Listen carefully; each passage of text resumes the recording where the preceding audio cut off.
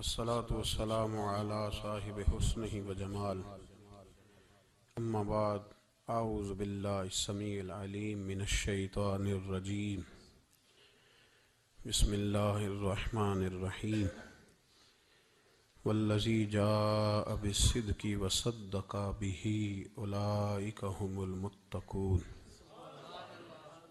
صدق الله العظيم وصدق رسوله النبي الكريم. إن الله وملائكته يصلون على النبي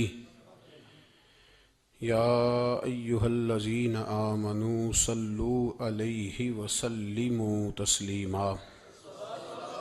الصلاة والسلام عليك يا سيدي يا رسول الله وعلى آلك وأصحابك يا سيدي يا حبيب الله. اللهم صل على سيدنا ومولانا محمد معدن الجود والکرم وآلہ وصحبہ وبارک وسلم.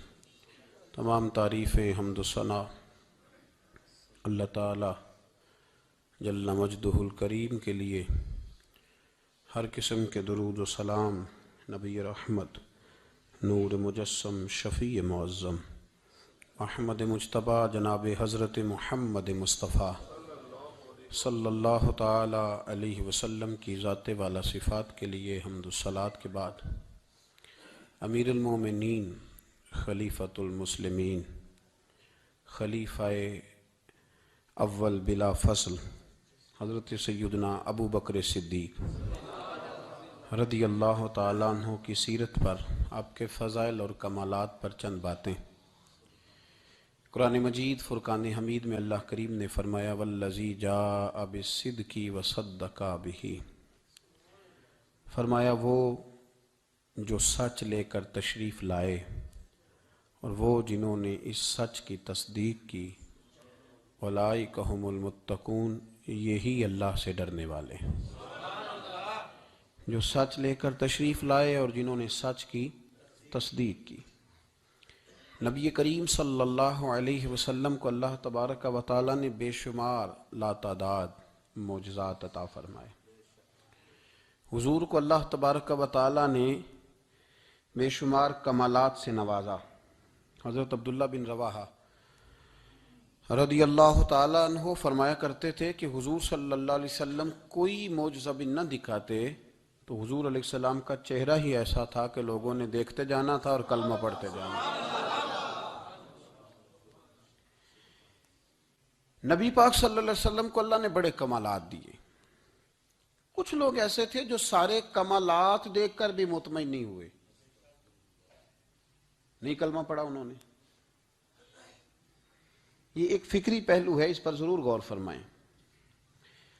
جب جنگ ہوتی ہے ذاتی مفادات کی، اور جب انسان کو یہ غلط فہمی سما جاتی ہے کہ مجھے بھی کچھ پتہ ہے، مجھے بھی کچھ آتا ہے، اور جب اس کا یہ ذہن بن جاتا ہے کہ میں نے ہر چیز کو پہلے اپنی چھوٹی سی عقل کے دائرے میں رکھ کے اچھی طرح سے پرکھنا ہے، اگر میری عقل پر چیز پوری آئے گی تو قبول کروں گا ورنہ قبول نہیں کروں گا. پھر لوگ نہیں مانتے. بڑے بڑے کمالات تھے، بڑا کچھ تھا، اور جنہوں نے نہیں نہ مانا انہوں نے زیادہ کمالات دیکھے،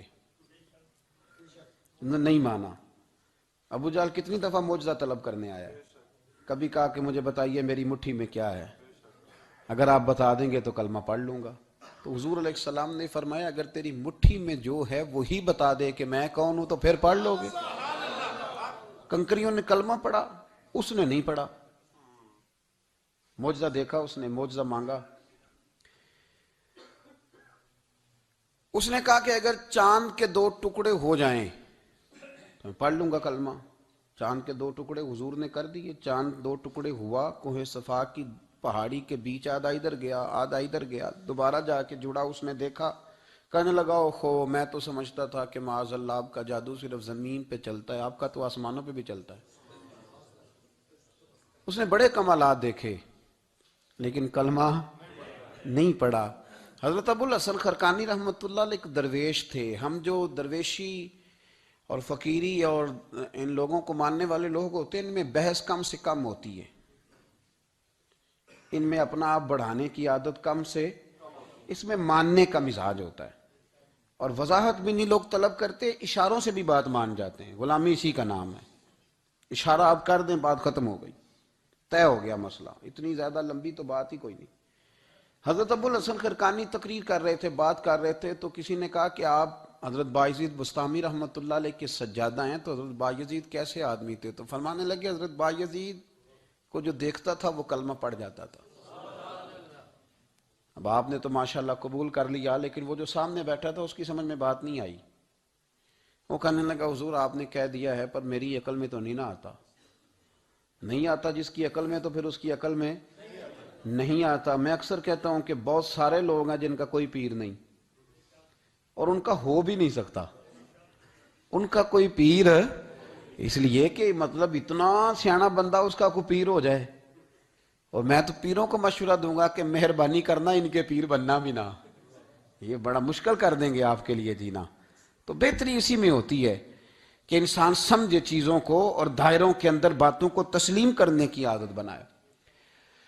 تو کہا کہ جو دیکھتا تھا حضرت بایزید کو کلمہ پڑھ جاتا تھا، تو حضرت ابو الحسن خرقانی سے وہ شخص کہنے لگا جی بابا جی آپ عجیب بات کر رہے ہیں کہ دیکھا اور کلمہ پڑھ گیا، بندہ بندہ دیکھنے سے کیسے کلمہ پڑھ سکتا ہے؟ ابو جہل نے بڑی جگہ حضور کو دیکھا تھا، اس نے تو کلمہ نہیں پڑھا، تو بایزید بستامی کو دیکھ کر لوگ مسلمان ہو گئے، یہ کیسی بات ہے؟ تو حضرت ابو الحسن خرقانی فرمانے لگے مجھے اللہ کی عزت کی قسم، ابو جہل نے ایک دفعہ بھی محمد رسول اللہ کو نہیں دیکھا صلی اللہ علیہ، بڑی قسم اٹھا لی، ایک دفعہ بھی محمد رسول اللہ کو صلی اللہ علیہ۔ تو وہ شخص کہنے لگا حضور وہ چچا تھے حضور کے، اور دیکھا انہوں نے ایک دفعہ نہیں 1000 دفعہ۔ فرمانے لگے میں سفید داڑھی سے بوڑھا آدمی مسند پہ بیٹھ کے قسم اٹھا رہا ہوں، تو میری بات ہی نہیں سمجھ رہا۔ نہیں دیکھا ابو جہل نے محمد رسول اللہ صلی اللہ علیہ وسلم کو، نہیں دیکھا، تو کہا پھر کسے دیکھا؟ تو حضرت ابو الحسن خرقانی فرمانے لگے اس نے جب بھی دیکھا عبداللہ کے یتیم بیٹے محمد کو ہی دیکھا۔ یہ وہی عبداللہ کا یتیم بیٹا جو یہاں رہتا تھا، ایک دفعہ بھی اس نظر سے دیکھتا نا کہ یہ اللہ کے رسول ہے، تو فوراً کلمہ پڑھ کے مسلمان ہو جاتا۔ جب بھی لوگ دیکھتے ہیں وہ اینک کی بڑی شاندار لگائی ہوئی ہے، جس کے اندر سے کوئی آدمی بھلا نظر ہی نہیں آتا، تو ان کو پھر بھلائی نصیب نہیں ہوتی۔ ایک نظر سے بھی اگر انسان دیکھتا ہے کہ جس سے اسے بھلائی چاہیے، تو پھر اللہ اسے توفیق ہدایت عطا کر دیتا ہے۔ حضرت ابوبکر صدیق کا کمال یہ ہے کہ میرے نبی کریم علیہ السلام نے نا ان کی شان ایک الگ انداز میں بیان فرمائی، الگ انداز میں۔ محبوب فرمانے لگے میں نے جس کے سامنے بھی دین پیش کیا اس نے دلیل مانگی۔ ایک بات آپ کو بتاؤں، یہ میری بات یاد رکھنا، اس کو کبھی نہ بھلانا، جو اپنوں سے دلیل مانگتا ہے نا وہ اپنا ہوتا ہی نہیں۔ اپنوں سے دلیل مانگ لی اس نے، بغیر دلیل کے، بغیر حیل و حجت کے۔ یہ ایک بات ہے، میں اس کو سمجھاؤں گا نہیں، نہ کھولوں گا، بس کہہ کے گزر جاؤں گا، اس کو سمجھ لیں اگر آپ کی سمجھ میں آئے تو۔ جس نے اپنوں سے دلیل مانگی نا، جس نے وضاحت مانگی، جس نے ثبوت مانگا، وہ اپنا تھا ہی نہیں، تو کیا ضرورت پڑی تھی کہ وہ دلیل مانگتا، وضاحت پوچھتا۔ حضرت نجم الدین کبریٰ رحمت اللہ علیہ کے مرید تھے حضرت امام فخر الدین رازی، اتنے بڑے امام ہو کے ایک فقیر کے غلام تھے۔ تو فرماتے ہیں آخری وقت آیا تو شیطان آ گیا، میں اس کو کہتا تھا رب ہے، تو شیطان بھی تو بڑا عالم ہے نا، تو وہ دلیل توڑ دیتا تھا۔ فرماتے ہیں میں نے 360 دلیلیں دی، اس نے ساری توڑ دی۔ تو پھر میں نے اپنے شیخ کی طرف توجہ کی، میں نے کہا حضور کو نظر کرم فرمائیں۔ تو شیخ نجم الدین کبریٰ فرمانے لگے اس بے ایمان کو کہہ دے میں اپنے رب کو بغیر کسی دلیل کے رب مانتا ہوں، دلیل کی ضرورت ہی نہیں، بس میرا رب ہے تو رب ہے، ختم ہو گئی بات۔ نبی رحمت علیہ السلام فرمانے لگے میں نے جس کے سامنے بھی دین پیش کیا اس نے دلیل مانگی، فرمایا یہ واحد میرا ابو بکر صدیق ہے، میں نے اسے کہا ہے کلمہ پڑھ لو، اس نے دلیل مانگی نہیں، فوراً ہی کلمہ پڑھ کے مسلمان ہو گیا۔ کوئی دلیل نہیں، کوئی معجزہ نہیں، کوئی طلب نہیں، کوئی شے نہیں۔ ساری زندگی مطمئن ہی نہیں ہو پائے لوگ، ساری زندگی اطمینان ہی نہیں ہو سکا، اس کو بھی سنا، اس کو بھی سنا، اس سے بھی سوال پوچھا، اس سے بھی پوچھا۔ بھائی تو نہیں، تو مطمئن ہونا نہیں چاہتا، تو بحث کرنے کے لیے علم سیکھ رہا ہے، اس نے عمل کرنے کے لیے سیکھنا ہوتا ہے، اس کو تو ایک حرف ہی بڑا کافی ہوتا ہے۔ تو ایک لفظ کی ضرورت ہوتی ہے، ایک جملے میں ساری زندگی لوگ گزار دیتے ہیں۔ حضرت ابو بکر صدیق رضی اللہ تعالیٰ عنہ نے بحث والا دروازہ نہیں کھولا۔ حضور نے کہا کلمہ پڑھو تو انہوں نے کلمہ پڑھا اور مسلمان ہو گئے۔ کوئی دلیل، کوئی وضاحت کسی چیز کی کوئی حاجت، ختم ہو گئی بات۔ اصل مسئلہ پتہ کیا ہے، جو لوگ سوچ سمجھ کے چلتے ہیں نا، تو سوچ کتنی ہے انسان کی، وہ کتنا کام دے گی۔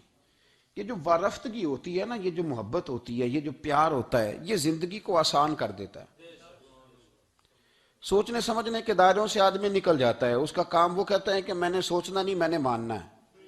میں نے رب رسول کی ذات کے بارے میں سوچنا نہیں، میں نے ماننا ہے۔ تو ماننے والے لوگ جو ہوتے ہیں وہ فائدے میں ہوتے ہیں، تو عمل کر رہے ہیں، بات مانی، عمل کیا۔ عقل کا بے شمار اور بے دریغ استعمال، اپنی چھوٹی عقل سے بڑے مسئلے حل کرنے کی کوشش کرنا، یہ انسان کو نقصان دیتا ہے۔ بہت ساری جگہوں پہ وہ الجھ جاتا ہے۔ ہر جگہ عقل استعمال کرنا، لیکن رب رسول کے معاملے میں نہ استعمال کرنا، ورنہ نقصان ہو۔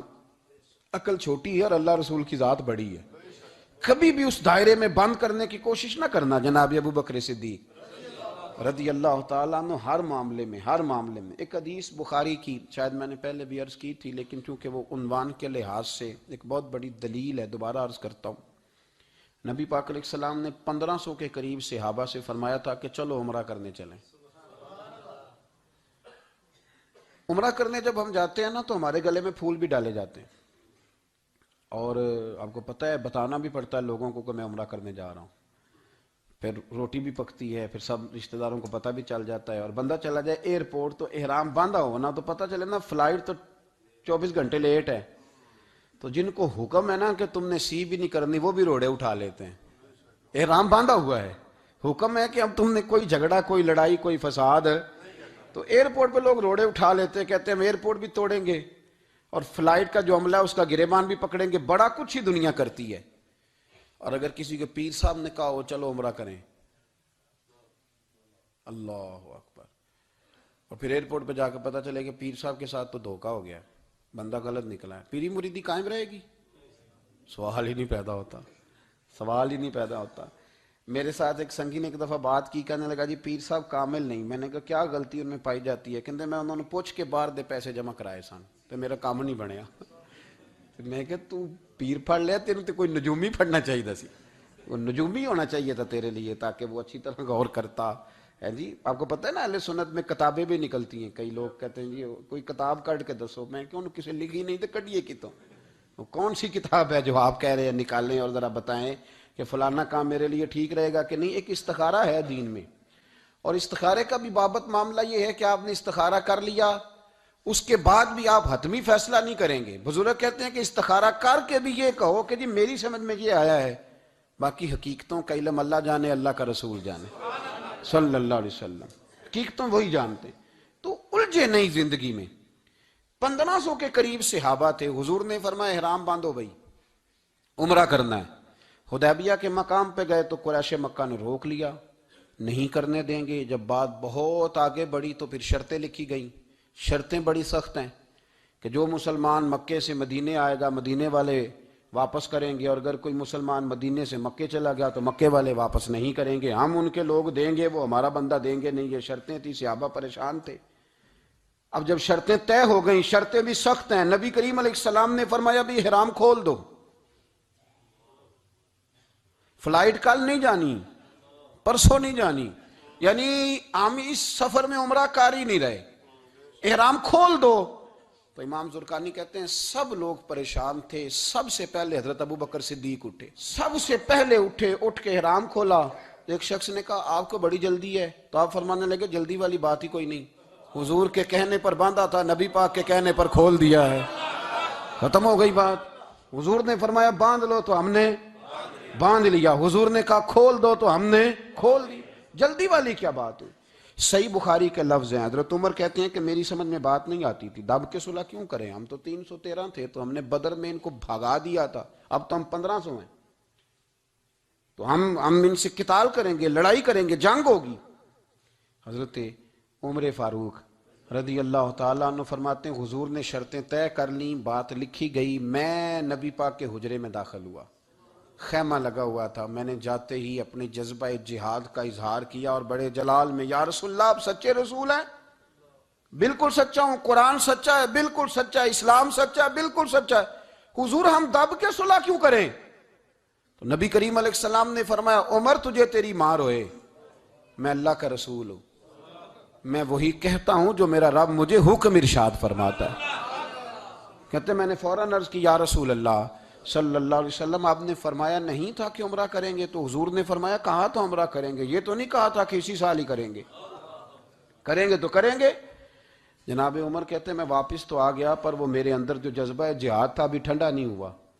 چند قدموں کے فاصلے پہ ابو بکر صدیق کا خیمہ تھا، کہتا میں ان کے خیمے میں جھک گیا، وہی سوال میں نے دہرائے، وہی میں نے کہا عمر ابو بکر یہ سچے رسول ہیں؟ کہا بالکل سچے ہیں، قرآن سچا ہے، سچا ہے، اسلام سچا ہے، سچا ہے، تو پھر ہم دب کے صلح کیوں کریں؟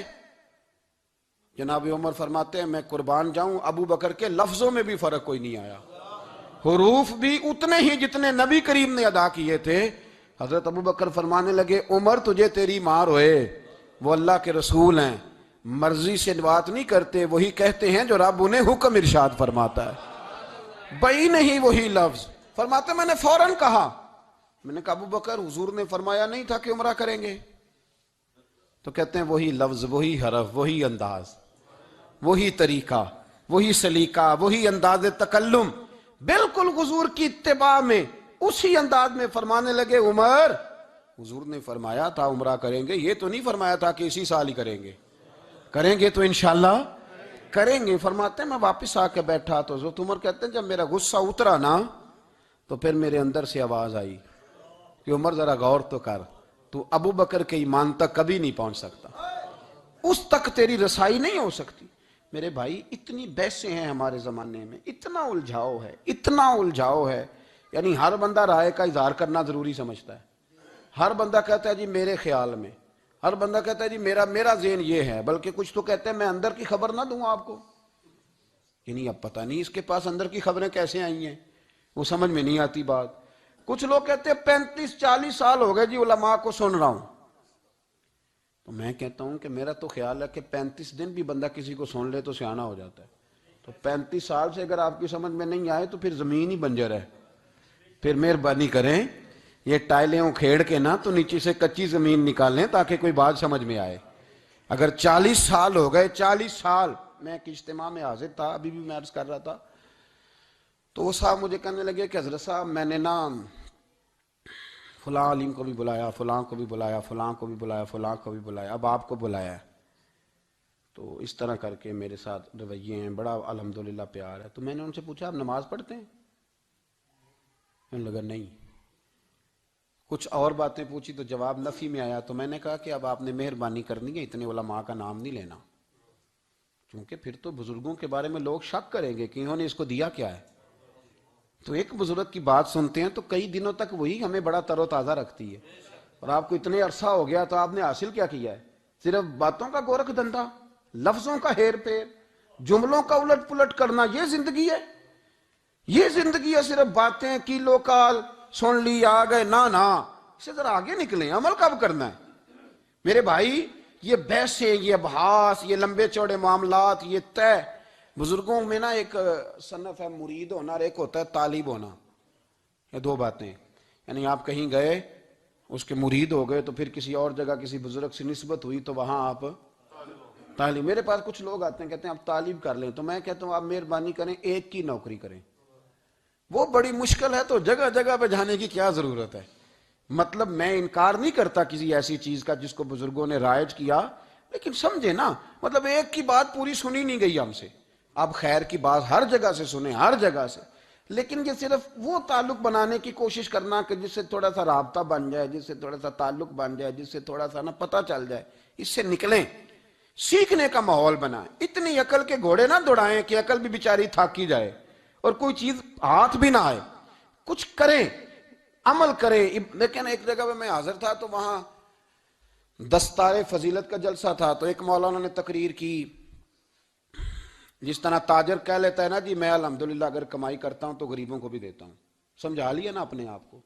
رشوت لینے والے نے بھی ایک دلیل گاڑ لیا، وہ کہتا ہے میں امیروں سے نہیں، میں غریبوں سے نہیں لیتا، تو امیروں کا حساب لینے کی ڈیوٹی اللہ نے آپ کی لگائی ہے کہ آپ حساب کریں امیروں کا کہ وہ کیا کر رہے ہیں. یہ ہم نے نا یہ دلیلیں گھڑ لی ہیں, یہ ہم نے دلیل گھڑ لی ہے کہ وہی اپنے آپ کو مطمئن کرنے کے لیے. میں حاضر تھا تو ایک مولانا تقریر کی جی, عالم ساری رات. یہ صرف علماء کی بات نہیں, ہر طبقے نے اپنے بارے میں اس طرح کی چیزیں یاد کر لی ہیں, ہم نے رٹ لی ہیں. جیسے خامند نے یاد کر لیا ہے کہ کسی غیر کے لیے سجدہ جائز ہوتا تو اللہ عورت کو حکم دیتا, نبی پاک حکم دیتے کہ وہ خامند کو سجدہ کرے. تو بی بی نے بھی یاد کر لیا ہے کہ حضور نے فرمایا تم میں سب سے بہتر وہ ہے جو بیوی کے حق میں بہتر ہے. سب نے اپنی اپنی مرضی کی چیزیں, دوسری کی مرضی کی چیز کسی نے یاد نہیں کی, سب نے اپنی اپنی مرضی کی چیزیں یاد کر لی. تو مولانا تقریر کر رہے تھے, کہنے لگے جی حضور نے فرمایا ہے کہ عالم ساری رات سویا رہے اور عابد ساری رات عبادت کرتا رہے, درجہ پھر بھی عالم کا زیادہ ہے. پھر دوسرے آئے, انہوں نے بھی اسی حدیث پہ بات کی. تیسرے آئے تو انہوں نے بھی اسی حدیث پہ بات کی. تو میرا نمبر آیا تو میں نے کہا جی یہ جو حدیث آپ سنا رہے ہیں نا, یہ حدیث بالکل ٹھیک ہے, بالکل ٹھیک ہے کہ عالم ساری رات عشاء پڑھ کے سوئے, فجر کے وقت اٹھ کے فجر پڑھے, اور عابد ساری رات نماز پڑھے, تو درجہ پھر بھی عالم کا زیادہ ہے. بالکل ایسے ہی ہے. بلکہ ایک حدیث میں تو یہ ہے کہ 70 عابد بھی عبادت کریں اور عالم سویا رہے, تو ان 70 سے سونے والے عالم کا درجہ. یہ بات بالکل ٹھیک ہے, لیکن میں نے کہا اس کا بھی خیال رکھو کہ یہ حدیث غوث پاک کو بھی آتی تھی, یہ غوث پاک کو بھی آتی تھی حدیث, اور بڑے عالم تھے, پر وہ تو عشاء پڑھ کے مصلے پہ بیٹھتے تھے اور فجر تک مصلے پہ بیٹھے رہتے تھے. حالانکہ یہ حدیث انہیں بھی آتی تھی, یہ حدیث خواجہ معین الدین چشتی کو بھی آتی تھی, اور وہ بڑے عالم تھے, لیکن اس کے باوجود وہ عشاء پڑھتے تھے اور فجر تک مصلے پر بیٹھے رہتے تھے. حضرت عثمان غنی سے بڑا عالم تو کوئی نہیں نہ ہوگا اس زمانے میں. حضرت عثمان غنی رضی اللہ تعالیٰ عنہ جیسا شخص تو کوئی نہیں نہ ہوگا, پر وہ عشاء کے بعد قرآن پاک پڑھنا شروع کرتے تھے اور فجر سے پہلے پہلے قرآن پاک ختم کر لیا کرتے. تو دلیلیں صرف بحث کے لیے یاد نہ کریں, اپنے آپ کو بچانے کے لیے یاد نہ کریں, اپنے وجود کو سکون دینے کے لیے دلائل نہ یاد کریں. میں دین کے کس دائرے سے کس طرح بچ کے نکل سکتا ہوں, اس کے لیے دلائل یاد نہ کریں. عمل کے رستے پہ آئیں, عمل کے رستے پر. جناب ابو بکر صدیق اللہ تعالیٰ عنہ کا کمال یہ ہے, زکوٰۃ کتنے فیصد دینی چاہیے؟ چلے اللہ تعالیٰ شکر ہے, 3-4 لوگوں کو تو پتہ ہی ہے نا جی, باقی بھی ان سے سن کے یاد کر لیں. کتنے فیصد ہے؟ اللہ آپ کو خوش رکھے. اب کچھ اور نے بھی پروگرام بنا لے. کتنی جی؟ چلو اب ٹھیک ہو گیا. 2.5% ہے نا جی. آپ یقین کریں کسی تاجر سے آپ بات کر کے دیکھ لیں, 6 گھنٹے مناظرے کے بعد وہ مانتا ہے کہ 2.5% دوں گا میں صحیح کہہ رہا ہوں آپ کو. وہ کہتے ہیں جی وہ تو ٹھیک ہے لیکن کچھ قرضہ بھی ہے. 2.5% زکوٰۃ ہے وہ تو ٹھیک ہے, لیکن ہو سکتا ہے میری بہن بھی حصہ مانگ ہی لے, پیسوں میں سے اس کا بھی نکلتا, کیونکہ پروگرام نہیں نا جی, ارادہ نہیں. زکوٰۃ 2.5% ہے تو کہتے ہیں جی وہ نا میں نے تولا ہے سونا, پورا نہیں بنتا ابھی, وہ تھوڑی سی کمی ہے. یہ اس وقت دلائل ہیں, اس وقت ابحاث ہیں جب دینے کا پروگرام.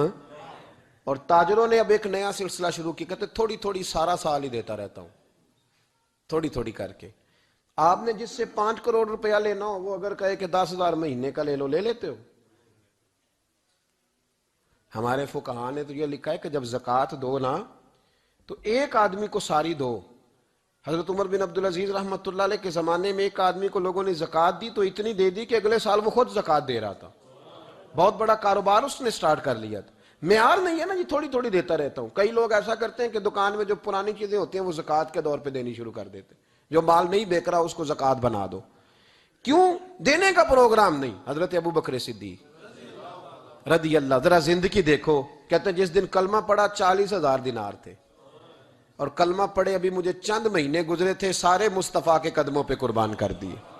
پھر مال کمایا, پھر 4,000 دینار تھے, 4,000.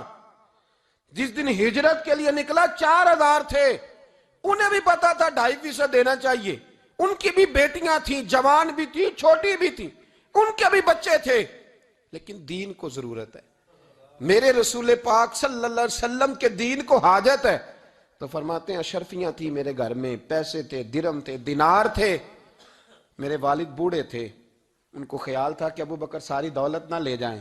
تو حضرت اسماء بنت ابی بکر سے جناب ابو بکر صدیق نے کہا کہ اس طرح کرنا, ایک گڑا چھوٹا سا تھا, گڑا ٹویا, اس میں پیسے ہوتے تھے. فرمایا اس میں روڑے رکھ دینا, اوپر ٹاٹ ڈال دینا, والد نابینا ہے, اگر پوچھے نا پیسے تو ان کا وہاں ہاتھ لگا دینا, انہیں پتہ چلے ابو بکر سارا مال لے کے نہیں گیا، فرماتے میں ہجرت پہ جانے لگا تو 4000 سارے ہی لے گیا، سارا مال ہی یار 2.5% کے لیے رٹا پڑا ہوا ہے، 2.5% کے لیے لوگ بحث کر رہے ہیں، 2.5% کے لیے دلائل چاہیے، کئی مفتیان کرام سے پوچھیں گے، پھر پروگرام بنائیں گے دینا ہے کہ نہیں دینا۔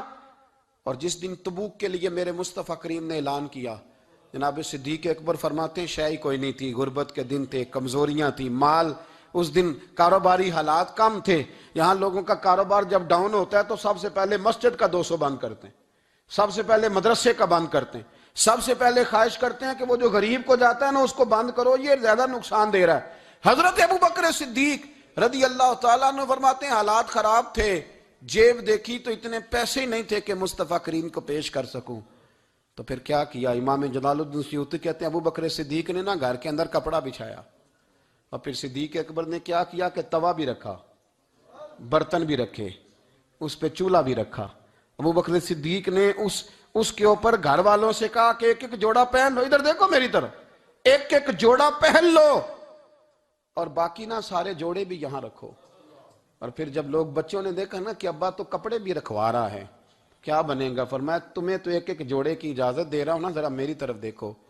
خود اندر گئے تو ٹاٹ کا لباس پہن کے کپڑے بھی اتار کے رکھ دیے، کپڑے بھی اتار کے زمین اسی میں رکھے، سارا کچھ باندھا، لباس ٹاٹ کا، تن تندور تے ہڈاں دا بالن تے اسی ہاواں نال تپایا، کپ کپ مکیاں پیڑے کیتے، اتوں عشق پلے تھل لایا، تن دا سالن من دی ہانڈی لون صبر دا پایا، غلام فریدہ وے میں ساری تیری، تینوں وجہ یقین نہیں آیا؟ ہر چیز لپیٹ کے نا تو نبی کریم کی بارگاہ میں لے گئے، ہر چیز۔ میرے محبوب کا بھی انداز دیکھو، فرمایا ماں اب کہتا لے اہلے کا، گھر بھی کچھ چھوڑ کے آئے ہو؟ دیکھیں ادھر دیکھیں، جب کوئی لاتا تھا تو حضور فرماتے تھے کیا لے کے آئے ہو؟ یہ کیا ہے؟ یہ پوچھا جاتا ہے کہ یہ پوچھا جاتا ہے گھر کیا ہے؟ بھئی آپ کو کسی نے کوئی تحفہ دیا تو شاپر کھول کے تحفہ دیکھیں گے یا پوچھیں گے گھر کیا ہے؟ لیکن میرے رسول پاک کے لفظ دیکھیں، فرمایا ماں اب کہتا لے اہلے کا۔ ابو بکر سجنا گھر کیا چھوڑ کے آئے ہو؟ تو رو پڑے، کہنے لگے یا رسول اللہ میں کوئی غریب تو نہیں، میں بڑا مالدار ہوں۔ اب کہتا لہم اللہ و رسولے، گھر اللہ بھی چھوڑ آیا ہوں، اللہ کا رسول بھی چھوڑ آیا۔ حضور میں کوئی کنگال نہیں، میں مصطفیٰ والا ہوں، میں کوئی غریب نہیں، میں نبی والا ہوں، میں رب رسول کو گھر چھوڑ آیا ہوں۔ میرے مصطفیٰ کریم علیہ السلام فرمانے لگے تیرے پیچھے جبریل امین کھڑے، اور انہوں نے ٹاٹ کا لباس پہنا ہوا ہے، اور تیرے آنے سے پہلے وہ آ گئے تھے۔ تو میں نے پوچھا جبریل یہ بوریے کا لباس؟ عرض کی یا رسول اللہ ابو بکر نے پہنا ہے تو رب کو اتنا پسند آیا سارے فرشتوں کو پہنا دیا ہے، سارے فرشتوں کو پہنا دیا، سارے فرشتوں۔ ذرا یہ لذت تو لے بات کی، جب 2.5% پہ جھگڑا ہوتا ہے نا تو پھر نماز میں مزہ نہیں آتا، جب تو 2.5% پہ بھی اڑا رہتا ہے نا پھر درود و سلام پڑھتے پڑھتے طبیعت معاذ اللہ پریشان ہوتی ہے۔ جب الجھے ہوئے پھر مسائل اور ہیں۔ پھر میرے محبوب کریم بولے، میں ابو بکر رب کریم نے ایک پیغام بھی بھیجا ہے۔ یا رسول اللہ وہ کیا؟ فرمایا رب فرماتا ہے کہ ابو بکر سے پوچھ کے بتائیں کہ اس حال میں وہ رب سے راضی ہے کہ ناراض ہے؟ یہاں اقبال بولے، کہنے لگے خودی کو کر بلند اتنا، خودی کو کر، یہ وہ درجہ ہے، یہ وہ مقام ہے، خودی کو کر بلند اتنا کہ ہر تقدیر سے پہلے پھر خدا بندے سے خود پوچھے بتا تیری رضا کیا ہے؟ فرمایا رب پوچھتا ہے آپ راضی ہیں کہ ناراض ہیں؟ تو پھر ابو بکر صدیق بھی کھول کے روئے، کہا یا رسول اللہ میں کل بھی اپنے رب سے بڑا ہی راضی تھا، میں آج بھی اپنے رب سے بڑا ہی راضی ہوں۔ یہاں لوگ لے کے بھی نہیں راضی ہوتے، ابو بکر سارا کچھ دے کے بڑے ہی راضی ہیں، سارا کچھ دے کے۔ شریعت کا قاعدہ ہے کہ سارا مال آپ اللہ کے رستے میں نہیں دے سکتے، قانون شریعت ہے۔ حضرت ابی بن کعب نے کہا تھا یا رسول اللہ سارا دینا ہے، فرمایا نام بھائی چوتھا حصہ دے، 3 حصے بچوں کو دے۔ حضرت ابو لبابہ نے کہا تھا میں اس پر دلائل دے سکتا ہوں، احادیث موجود ہیں، حضور سارا مال دینا ہے، فرمایا نام بھائی چوتھا حصہ دے، 3 حصے بچوں کو دے۔ حضرت سعد بن ابی وقاص نے کہا تھا یا رسول اللہ صلی اللہ علیہ وسلم میری ایک ہی بیٹی ہے، سارا اللہ کے رستے میں دیتا ہوں، فرمایا نہ 3 حصے بیٹی کو، چوتھا حصہ دے، تیرے بچے لوگوں کے ہاتھ دیکھے میں گوارا نہیں کرتا۔ ان سے کہا کہ چوتھا حصہ دو تب قبول کروں گا۔ ابو بکر صدیق سے فرمایا تو سارے لے آ، تیرا سارا ہی قبول ہے، تو سارے لے آ تیرا۔ اور ایک لفظ حدیث میں ایسا ہے، آپ یقین کریں، غلام ہوں کسی فقیر کا، تو جب میں اس کو پڑھتا ہوں نا تو آپے سے بات باہر نکل جاتی ہے۔ حضور کا ایک فرمان ہے، جب اس پر توجہ آتی ہے نا تو مطلب یہ کہ لفظ جو ہے نا وہ ٹوٹ جاتے ہیں، بکھر جاتے ہیں، اور دل کہتا ہے کہ نہیں، یہ جو ہے نا یہ معراج ہے، یہ اصل ہے، یہ حقیقت ہے۔ وہ ترمذی کے لفظ ہے، پر آپ یقین کریں کہ لگتا یہ ہے کہ دنیا محبت ساری سمٹ گئی اس میں۔ نبی کریم علیہ السلام فرمانے لگے مجھے کسی کے مال نے اتنا نفع ہی نہیں دیا جتنا ابو بکر صدیق کے مال نے دیا۔ اور پھر اگلے لفظ ایسے ہیں کہ روح وجد کرتی ہے۔ میرے کریم محبوب فرمانے لگے جس کا بھی مال آیا میں نے بیگانہ سمجھ کے خرچ کیا ہے، اور جب ابو بکر کا آیا ہے تو میں نے اپنا سمجھ کے خرچ کیا ہے، میں نے اپنا سمجھ کے۔ مجھے پتا ہے یہ شکوہ نہیں کرے گا، یہ شکایت، یعنی اس کو سارا بھی تروڑ مروڑ لوں گا تو اس کے لفظوں پر کبھی حرف۔ اور یار کچھ لوگ ہوتے ہیں، کچھ ہوتے ہیں جو 10 دیتے ہیں تو 20 جگہ بتاتے ہیں، جو کھانا کھلاتے ہیں تو ذکر کرتے ہیں، فرمائے اس کا مال میرا مال ہے، میرا، اس کو سارا توڑ کے کھا بھی جائیں گے تو یہ شکوہ نہیں کرے گا، یہ سارا میرا اپنا ہے۔ حضرت ابو بکر صدیق فوراً بول پڑے، عرض کی حضور جب میں آپ کا ہوں تو مال بھی تو آپ کا ہی ہے نا۔ یا رسول اللہ جب میں نے اپنا آپ نہیں بچا کے رکھا تو پھر مال۔ حضرت مولانا معین الواعظ کاشفی نے لکھا ہے، اچھا کئی دفعہ ایسے ہوتا ہے میں بات کوئی اور بیان کرنا چاہتا ہوں تو شروع معاملہ کسی اور طرف نکل جاتا ہے۔ مولانا معین الواعظ کاشفی نے لکھا ہے کہ وہ جو سانپ تھا نا غار ثور میں، وہ 600 سال سے بیٹھا ہوا تھا۔ حضرت عیسیٰ علیہ السلام ایک دن پڑھ رہے تھے انجیل، تو آپ نے نبی پاک کا تذکرہ پڑھا، اس سانپ نے سن لیا، تو حضرت عیسیٰ سے کہنے لگا حضور یہ بتائیں کہ وہ نبی پاک ملیں گے کہاں؟ تو حضرت عیسیٰ فرمانے لگے کہ مکے میں آئیں گے اور مدینے میں رہیں گے۔ تو کہا ملاقات کیسے ہو سکتی ہے؟ فرمایا چلا جا مکے۔ تو وہ سانپ 600 سال غار ثور میں، اس نے 70 جگہ پہ سوراخ کیے۔ کتنے سال؟ کتنے سال بیٹھا رہا؟ بول کے بتائیے۔ آپ 6 گھنٹے بیٹھ کے دکھائیں، سوال ہی نہیں پیدا ہوتا۔ ہم بڑے کمزور ہو گئے، ہمارے لیے معاملہ بڑا اور طرح کا ہے۔ ہماری مرضی کا کوئی بات کرے تو ہم اس سے راضی ہیں، انتظار کرنا اور یہ سارے کام کرنا یہ تو بڑا مشکل معاملہ ہے، یہ تو بڑی عجیب سی کیفیت ہے۔ میرے صاحب رحمۃ اللہ تعالیٰ علیہ 2015 میں کراچی تشریف لائے، میں اپنے ایک سنگی کو لے کے پہنچ گیا، چھوٹا موٹا مولوی میں بھی ہوں۔ صبح میں 7 بجے کے 8 بجے ہم وہاں پہنچ گئے، حضرت آرام فرما رہے تھے، نمازیں انہوں نے اندر ادا فرمائی ساری، ظہر بھی ہوئی، پھر عصر بھی ہوئی، پھر مغرب بھی ہوئی، پھر عشاء بھی ہوئی۔ عشاء کے بعد وہ سنگی ہم سے کہنے لگے کہ آپ کتنا انتظار کریں گے؟ تو میں نے کہا کہ انتظار تو کرتا ہے بڑا آدمی، بڑے لوگ انتظار کرتے ہیں، تو چھوٹے لوگ تو اطاعت کرتے ہیں، ہم چھوٹے ہیں تو ان کی مہربانی ہے، اگر زیارت ہو جائے تو تب بھی ٹھیک ہے، اگر وہ کہیں نہیں ملنا۔ میرے سنگی ساتھ موجود تھے، صبح سے گئے اور عشاء کے بعد کا وقت آ گیا، نہیں انہوں نے ملنا تو پھر بھی ٹھیک، وہ ہس بولے تھے وہ مہربانی، نہیں تو اساں تے لاڑ ہی لڑاونے نے، اس کی مہربانی ہے، اگر بات ہو جائے تو ٹھیک ہے ورنہ کوئی معاملہ نہیں۔ تو عشاء کی نماز کے بعد انہوں نے ہمیں یہ کہا کہ پیغام آیا کہ محفل میں جہاں حضرت جا رہے ہیں وہیں ملاقات ہوگی۔ تو ہم نے کہا یہ بھی بڑی نعمت ہے، جلوہ دیکھنا بھی بہت بڑی سعادت ہے، اس لیے کہ ہمیں پتہ ہے کہ وہ کیفیت کیا ہے، وہ رنگ کیا ہے، ان کا انداز کیا ہے۔ پیچھے جا کے بیٹھ گئے تو پھر ان کا حکم آیا کہ اس کو ذرا آگے آئے۔ جب میں اسٹیج پہ گیا تو فرمانے لگے مجھے سویرے ہی پتا تھا آپ آ گئے، کوئی عرض نہیں، اتنا کوئی انتظار تو بندہ کر ہی لیتا ہے۔ اب یقین کرے وہ دن کی جو لذت ہے نا وہ آج تک گئی نہیں طبیعت سے، وہ سرور گیا نہیں۔ کبھی کبھی سوچتا ہوں کہ اس سے ڈبل بھی انتظار کبھی ہو جائے، پر ایک دفعہ زیارت پھر نصیب ہو جائے، کبھی کبھی یہ سوچتا ہوں۔ 600 سال وہ سام بیٹھا رہا، 600 سال، 600 سال، اور 70 اس نے سوراخ کیے غار ثور میں، لیکن وہ بھی عاشق تھا نا۔ اور یہاں معاملہ یہ تھا کہ ابو بکر صدیق دعا مانگ کے گئے تھے کہ میں نے کسی کو موقع نہیں دینا، ایک میں ہوں گا دوسرا میرا یار ہوگا۔ وہ غار ثور کی تو لذت یہ والی تھی، ایک میں ایک میرے محبوب۔ اس نے 70 سوراخ کیے ہوئے تھے، جناب ابو بکر صدیق نے کہا حضور آپ ٹھہریں، میں ذرا بھی آیا صفائی کر کے۔ تو نبی کریم علیہ السلام رکے تو حضرت ابو بکر صدیق نے کہیں پگڑی پھاڑ کے رکھی، کہیں چادر پھاڑ کے رکھی، اتنے سوراخ بند کیے تو جو ایک رہ گیا وہاں ایڑی رکھ دی۔